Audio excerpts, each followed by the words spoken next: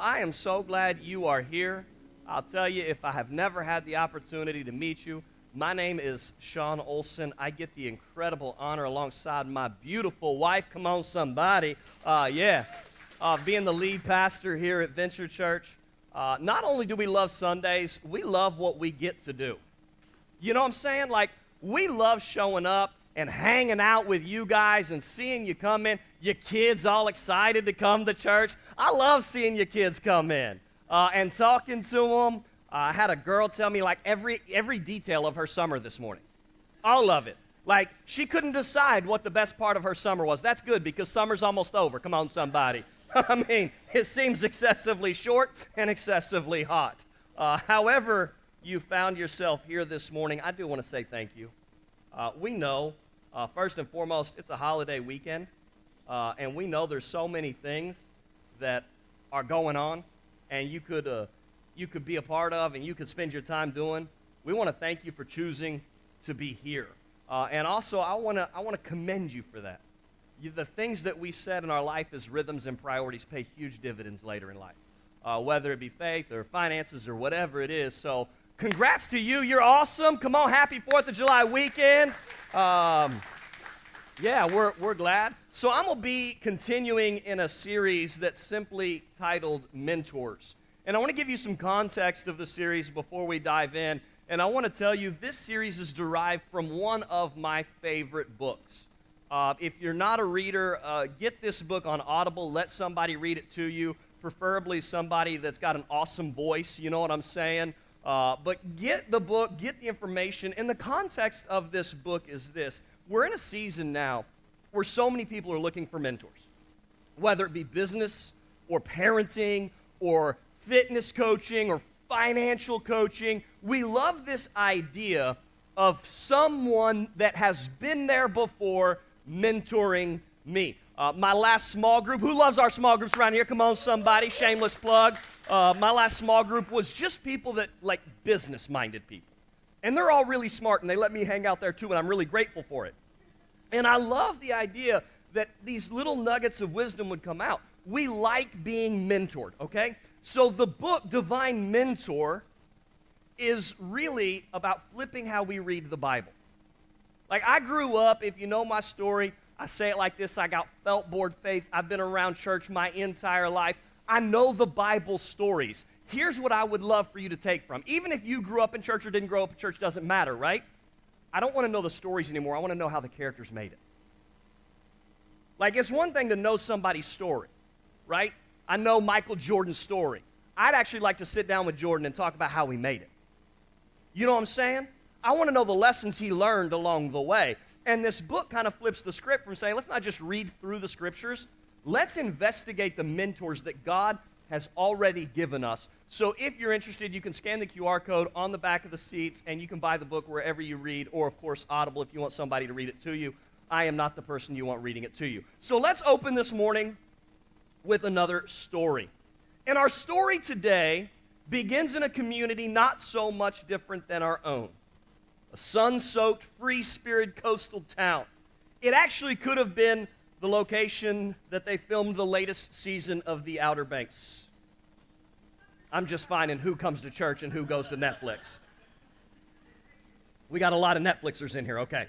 And there, in that town, was a kid named JJ. I'm just kidding. And who always found himself in the middle of some wild adventure. A true beach bum with a knack for trouble. With sun-soaked skin and a mischievous glint in his eye, he was known around town as someone you could count on to make things interesting. He and his best friends spent their days on the water fishing and searching for the next big thrill. One day, while they were hauling in their latest catch, a mysterious stranger named Jesus showed up. He wasn't like anyone they'd ever met. He was calm and wise, with a presence that seemed to still the chaos around him.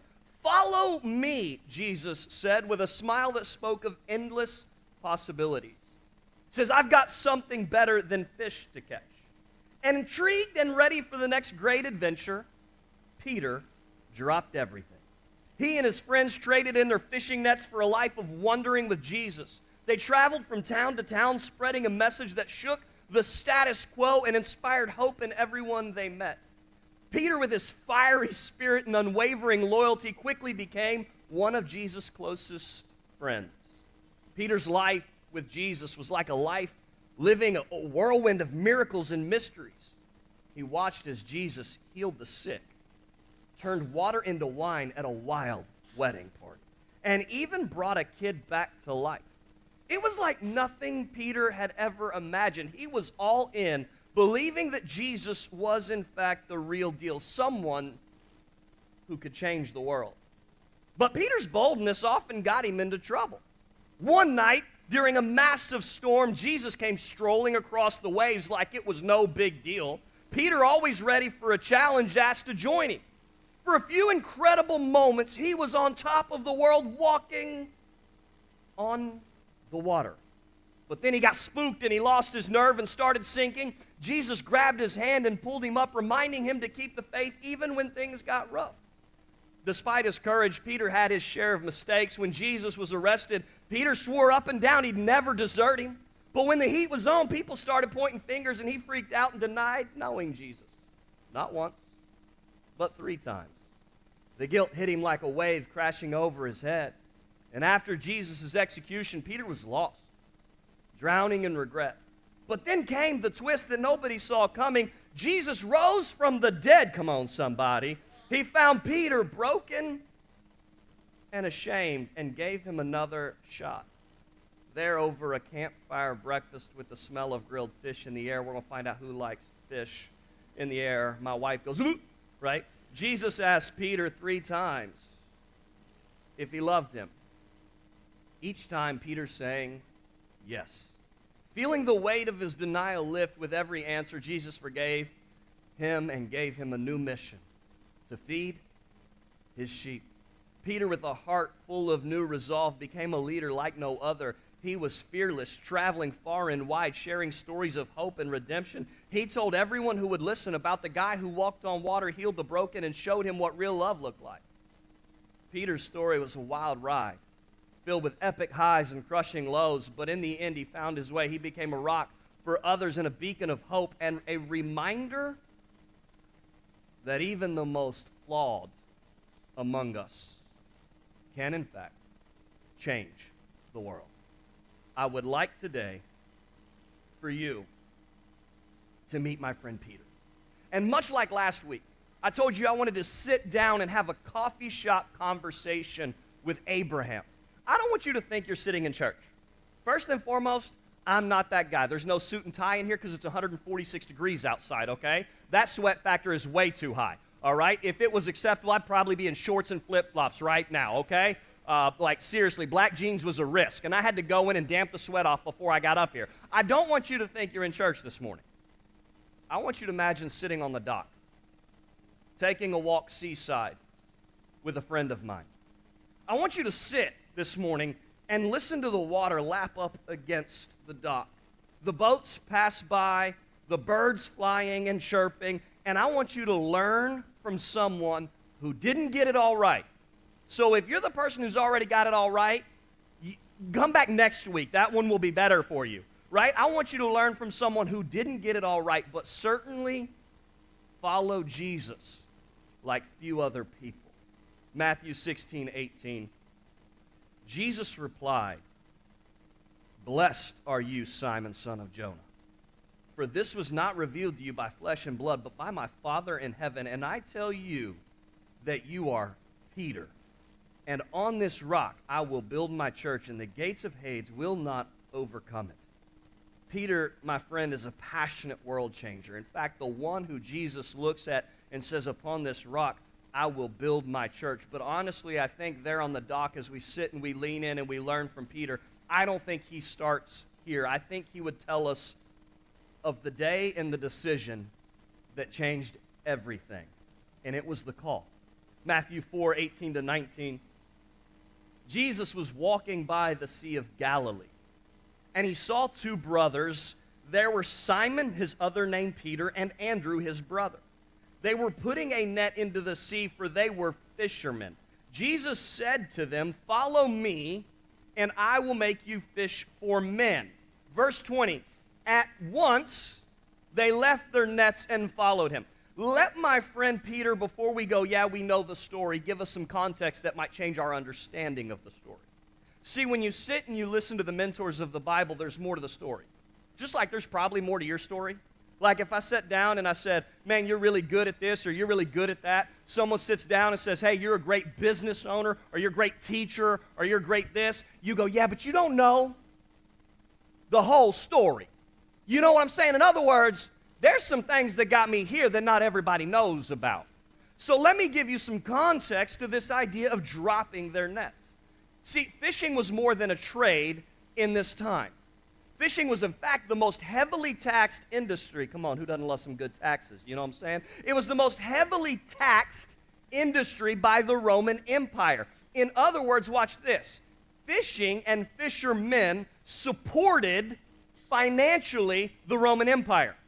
So when they dropped their nets and followed Jesus, he wasn't just changing occupations, he was realigning his life from the Roman Empire to this crazy revolutionary leader named Jesus.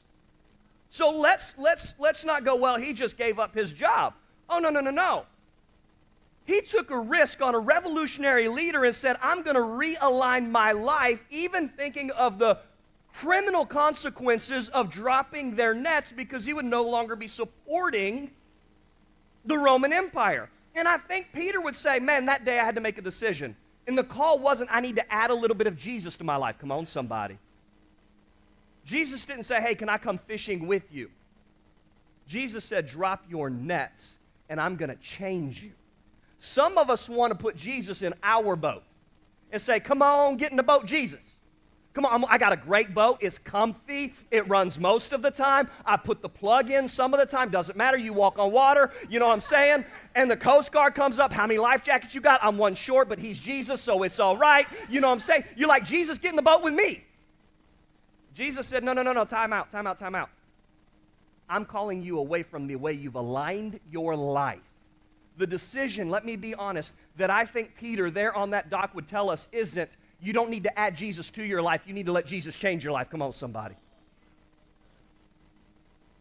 And at once,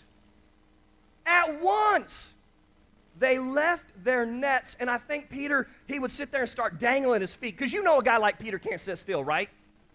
Peter is the definition of ADD before there was a definition of ADD. My man would get it. There he's dangling his feet and he's kicking them. And he go, listen, here's what I would tell you. I had to make a decision. I can't drag my net while following Jesus. Some of us go, hey, I'm going to follow Jesus, but just in case this don't work out, I'm going to drag my net behind me. I'm going to hang on to the nets and drag them. He said, in that day, remember, we're going to end this service in a little while with the call to go change the world. And I'm introducing you this morning to a world changer. And he said, listen, I had to give up my world to change the world. I had to give up my world to change the world. And some of us want to change the world while we're holding on to our world. He said, in that moment, I made a decision. My nets were gone, and my heart was all for Jesus. And I just wonder if you would stop thinking, man, all religious, and I'm in church, and I got to tell everybody I'm fine. Will you hear the instruction of a man who actually did it? And he said, I walked away from my nets. I can't drag my nets and follow Jesus at the same time. I had to choose Jesus changing my world so I could then change the world. And that took me on this little walk I never anticipated. Listen to Peter. Man, as he tells you, man, I was used to taking walks with my friends by the water. But then he goes, man, this day was different. This day was way different. This time, he'd lean in. His eyes get real big. I walked on the water. No, let me tell you about it. Matthew 14:25-31. Just before the light of the day, which, by the way, let's not forget, it's darkest just before dawn. Sometimes your greatest feat will happen in your darkest night. Come on, somebody. You know why? Because he won't fail you. Just before the light of day, Jesus went to them walking on the water. When the followers saw him walking on the water, they were afraid and they cried out, "It's a spirit." They cried out with fear. At once, Jesus spoke to them and said, "Take hope, it is I, do not be afraid." Peter said to Jesus, "If it's you, Lord, tell me to come to you on the water." T for time, not just tell me to come to you, tell me to do that which you're doing. You should take note of that. It's one thing to be close to Jesus and want to be close to Jesus. It's another thing to want to do the things Jesus does. He didn't just say, "Hey, throw me a life jacket, bro, I'm coming out too." He didn't dive in. I mean, that's what my boys would do. That's what I would do. Like, hey, it's Jesus. Perfect dive, perfect 10, Olympic tryouts. Like, he wouldn't do that. He said, no. It's not about me just getting close to Jesus. I want to do that which you're doing, Jesus. That's a much greater desire that we need to see in this story. He said, "Tell me to come to you on the water." Jesus said, "Come." Jesus didn't give him an instruction on how to walk on water. Like, he didn't give him the playbook. Some of us go, "All right, now, Jesus, now that you told me to do it, if you would send me like a YouTube link on the essential techniques of walking on water, that'd be great." Jesus just says, "Come." And Peter got out of the boat and walked on the water to Jesus. But when he saw the strong wind, he was afraid. He began to go down in the water. He cried out, "Lord, save me." At once, Jesus put out his hand. Here's a message for somebody. It's not in my notes. You've walked around discouraged enough thinking the Lord's angry at you, and you haven't seen that he's stretching out his hand for you. Gosh, I don't know who it's for, but let me tell you something. You think because you're drowning and because you're sinking and because life is crashing in on top of you that the Lord is actually standing with his arms crossed, and his arms aren't crossed. They are held out open, waiting for you to take them because he loves you relentlessly. He is looking for you, not away from you. His favor is still on you, and he wants to pull you up out of the pit. Come on, somebody. That's not even my message.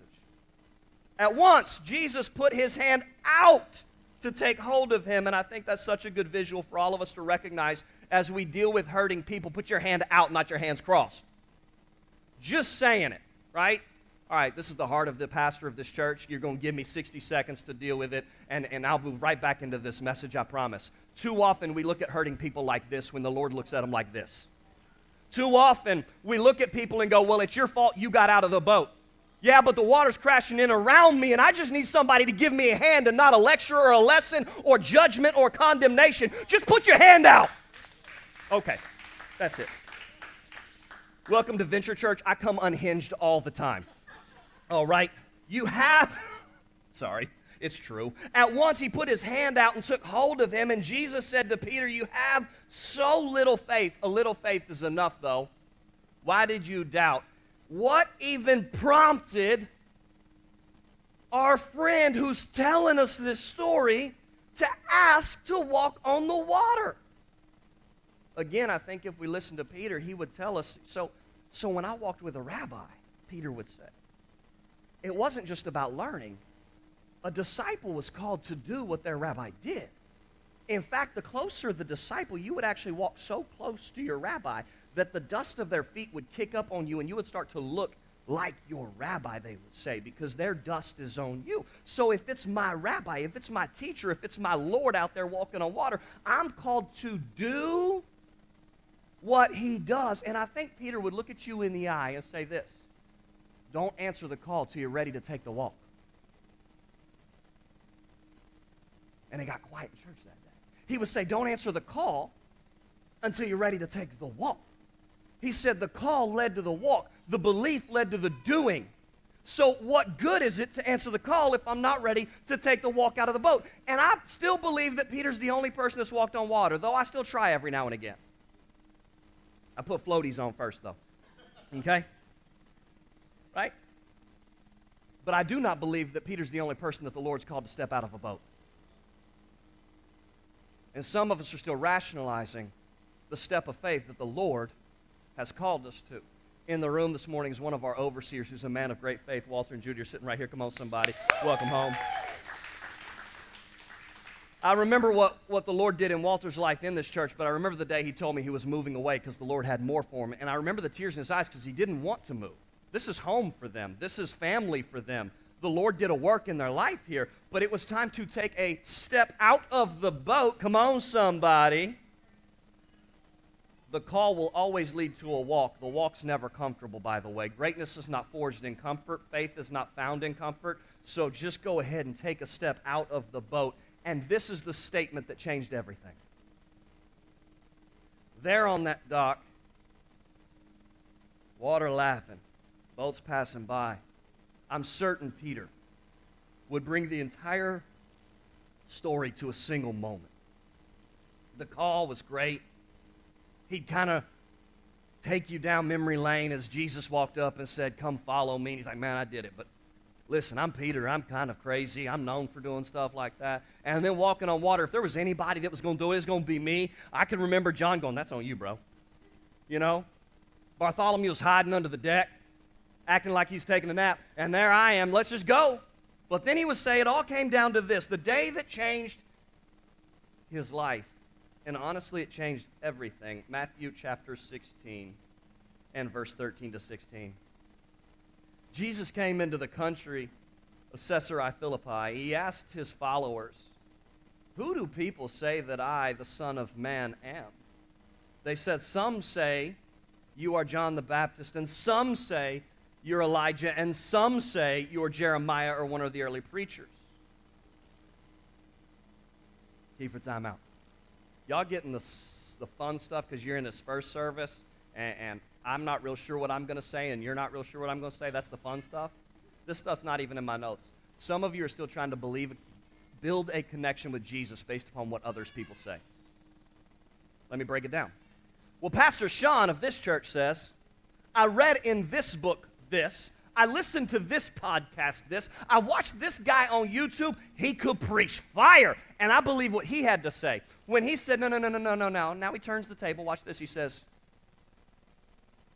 who do you say I am? Building a connection with Jesus is personal. And you can't do it on what other people say. And I think it's so profound that he starts with this saying, some people say this, and some people say that, and some people say this. And I'm telling you, too often we try to build our faith on what other people have got to say. When God gave you direct access to the throne of grace in the Word of God, the veil was ripped when he died. Come on, somebody. You have access to him. In other words, it's great to know what some pastor wrote about or what some preacher said on Sunday morning. But let me ask you, what has God spoken to you recently? So he looks back at his disciples and he says this, but who do you say that I am? And Simon Peter can't shut his mouth and he just blurts out, you are the Christ, the Son of the living God.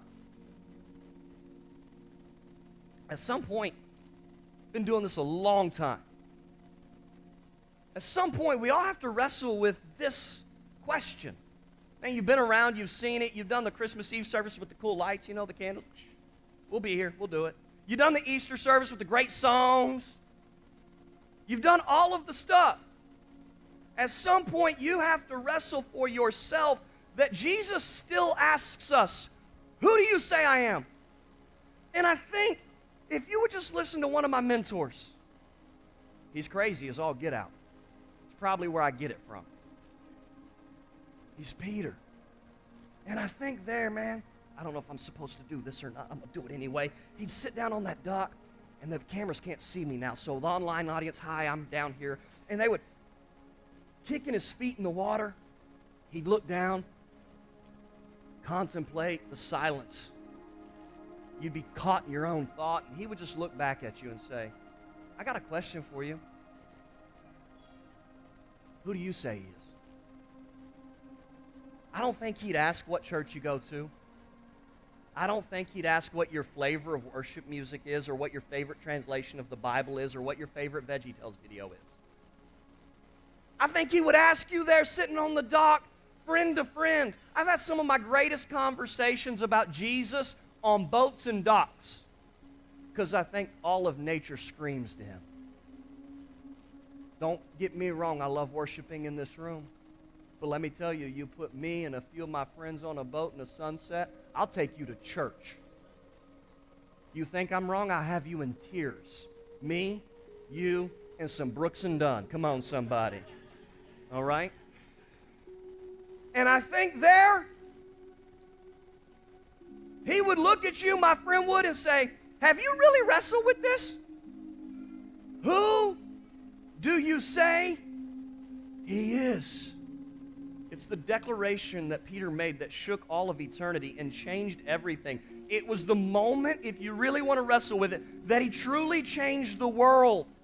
And I think Peter would want to end the story there. I think he would. I think he'd go to give you the old good fist bump, good talking to you, hanging out, got a busy schedule. And if you would just be honest enough to slow down and lean in, I think Peter would get real quiet and he would tell you there is more. And he would talk about the restoration.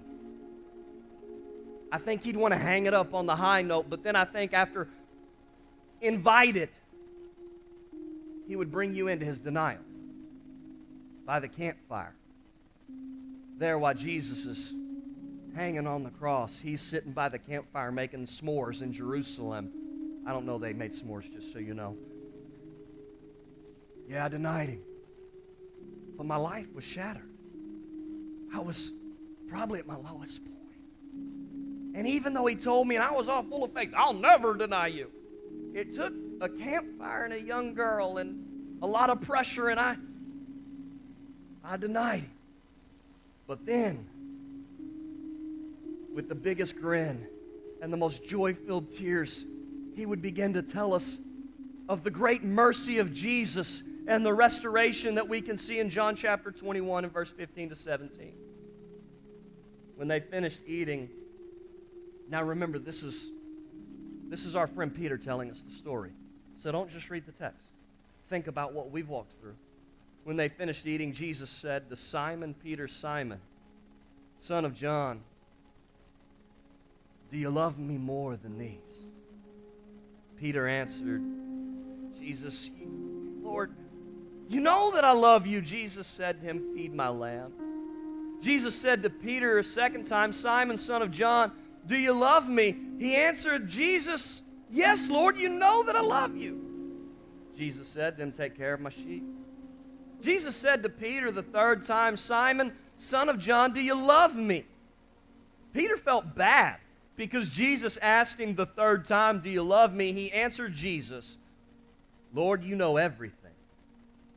You know I love you. Jesus said to him, feed my sheep. Let me give you some context of where Jesus found Peter. Jesus found Peter fishing.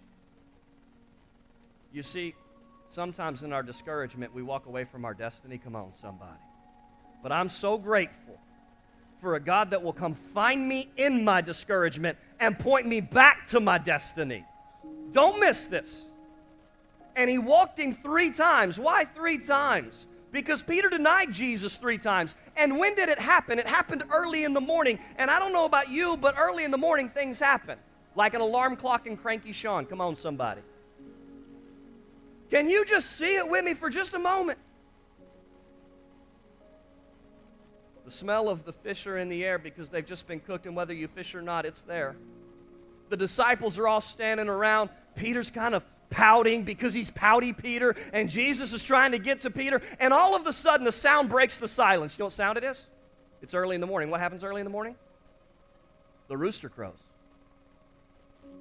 And there's the reminder of Peter's failure, because if you know the story, Jesus told him, before the rooster crows, you're going to deny me 3 times. And right after the rooster crows, Jesus looks at him and goes, do you love me? Peter begins to tear up. You know I love you. What happens again? The rooster crows. And Jesus looks at him and goes, hey, I hear that, but I'm calling you out of it. Come on, somebody. Do you love me?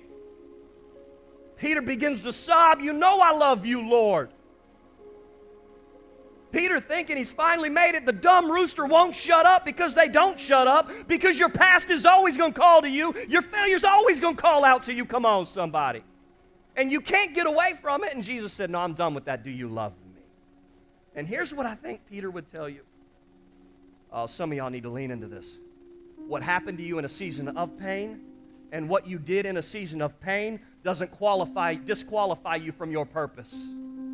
Because this is the same Peter in just 2 weeks stands on the stage and preaches the gospel for the first time and leads 3,000 people to Jesus and starts the revolution of all revolutions. Upon this Peter is where he built his church. And upon you, he's got purpose in your life. Everyone has purpose. It's one of our core values. Your pain cannot disqualify you. But here's the thing. I just would ask you, and I think Peter would ask you, are you going to listen to the rooster crow this morning or the call of the Lord? I think Peter would lean in and say, you can't align your life to both. I got to take you back to the beginning. Peter's now standing up and he's pacing because he can't sit still anymore. He's doing this. He's like, I got to take you back to the beginning, man. It was the decision. I realigned my life away from that which was to this crazy revolutionary leader that changed everything about me. And now I've been called to do so much, and I've changed the world. And I couldn't have changed the world unless I let him change me. And I think he would look at you and go, what's your decision? Are you just trying to invite a little Jesus into your world, or are you trying to let him change your world? Because only one of those paths work. Would you bow your heads and close your eyes?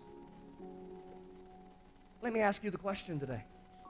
Have you realigned your life to Jesus? Not have you tried to add Jesus to your life. Have you realigned it? Where you've dropped your nets and walked away from everything you know, willing to say, Jesus, you are the Lord. If not, I would love to offer you the opportunity to do it right here and right now. I believe it's as simple as this. If you confess with your mouth and believe in your heart that Jesus is Lord, then you're saved. Then you've taken that step, and I would love the opportunity to lead you in a prayer. If you're watching online, you can send us a message and say, man, I'm going to pray with Pastor Sean today. But if you're here in person, I would personally love to know who I'm praying with. I believe this is a very personal decision, but I do believe there's something powerful that happens when we agree. So what I would like you to do, if you're willing to take a bold step, and let's be honest, our friend Peter's crazy bold. So let's just listen to Peter today. If you would take a bold step and just raise your hand and look at me, say, I want to pray with you today, Pastor. I want to make the decision to truly follow Jesus and align my life with him. Would you do me a favor if you're in this room? Just raise your hand and look at me. I won't point you out. I would not call you out. I just want to lead you in a prayer this morning that I believe we can all pray in just a moment. So go ahead and fire your hands up. Say it. Come on. Come on. Yeah, so good. Come on. Thank you. Thank you. Man, so good. I don't want to leave anyone out that feels this moment is for them. I would encourage you, take the risk, get out of the boat. Yeah, so good. I'm going to ask everyone in this room to repeat a prayer after me. Say, Dear Jesus, today I accept you. I make you my Lord and my Savior. Thank you for loving me in your name. Amen, amen, amen. Come on, 4 people just said yes to Jesus. Hey, come on. Yeah, stand to your feet, celebrate. Go ahead. You've been sitting down too long anyway. Your ADD's kicked in. I want to encourage you before you run out. I really do imagine after living with Jesus for as long as I have, faith is very fluid. Man, I've been in seasons where I'm ready to throw the praise party. Like, woo, let's get it. And I've been in seasons where it's like, Lord, I don't even know where you at. And it's amazing how he always is faithful to come and find me. He's faithful in every season. My feelings are not faithful, by the way. Come on, somebody. The heart is deceitful above all, right? But he's faithful. And I don't know what you walked in this morning thinking about, wondering about, stressing about. So here at Venture, at the end of every service, we give you the opportunity to respond to what God has spoken to you. And it looks different for everybody because we're different. Maybe you just need to come have a quiet moment at the altar. You're invited to do that. Maybe you need somebody to pray with you. The prayers of a righteous person are powerful and effective. We believe in the power of prayer. We started this year out with the series called Pray First, right? We would love the honor to pray with you. Our prayer team will be down front and have lanyards on. They would love to pray with you. Maybe you need to leave something at the cross. Every Sunday when I come in and I'm praying, I just stop and I pray over the things that are left on that cross. And you can slide back and just say, Lord, I'm leaving this at the cross. You've already paid for it. You've already taken care of it. You've already given me victory over it. But I think our friend Peter would tell you, don't wait. Go ahead and respond to what the Lord has told you. Take action to it. And we want to give you the opportunity to do so this morning. Lord, would you speak to every one of us? Would you move in this place as we respond to what your Spirit has called us to? Would you challenge and change each and every one of us individually, wherever we are at on this faith journey? Would you move in our hearts? In your incredible name, amen.